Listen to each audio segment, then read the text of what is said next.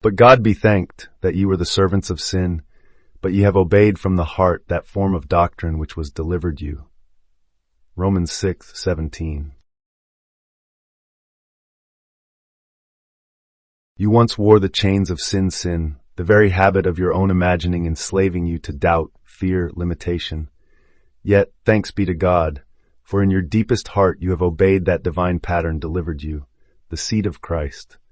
In that moment of surrender you awaken to a higher wisdom, personified as a little child pure presence rejoicing in your world, inviting you into a realm no scholar can describe and no philosopher can enter. To obey from the heart that form of doctrine is simply to yield your imagination to love. There was a time you could stir that gift only for your own fleeting pleasures or petty resentments, and in such misuse you felt its peril, its power to trap when moved by ill will. But now you serve love's wisdom alone.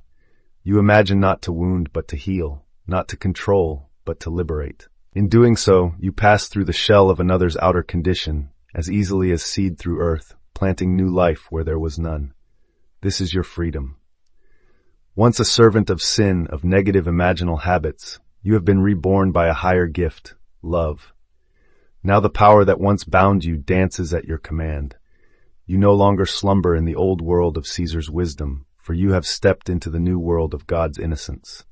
The child wisdom leads you there, crying, "Come, find life and obtain favor. Follow her. Let your every creative act spring from love, and you will be justified by your own children miracles of kindness, justice, and rejoicing, born of your heart's true obedience."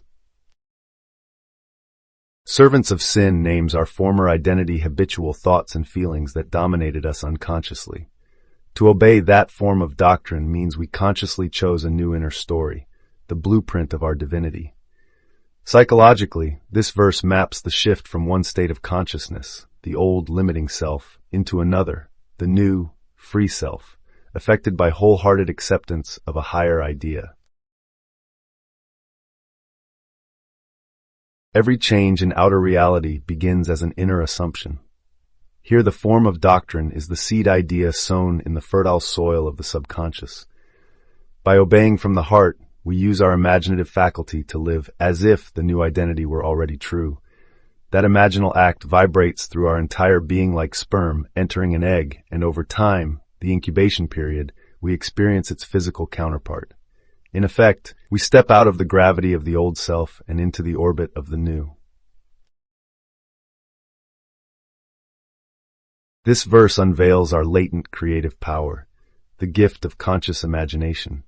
Just as wisdom personified entered God's creation as a little child, our imagination, guided by love, co-authors reality with the divine. When we obey a divine concept from the heart, we claim sovereignty over the tides of emotion and the currents of thought, transforming what was once compulsive into freely chosen expression. One practical bridge to embodying your divine nature begins with identifying any limiting sin state, whether it is fear, doubt, or a sense of lack, and naming it clearly within your awareness. From there you define a new self-concept as your guiding doctrine. For example, I live as divine love expressing through me. Each day, in the quiet stillness, you imagine vivid scenes in which this truth is already your reality. You see yourself acting from love, you hear the tone of your voice speak compassion, and you feel the warmth of kindness in every gesture. As these inner experiences unfold, allow gratitude to arise as though the transformation is already complete.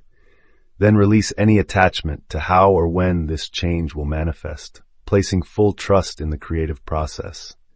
By lovingly rehearsing this new inner form, you disengage from old patterns and awaken to your birthright as a conscious creator in partnership with infinite wisdom.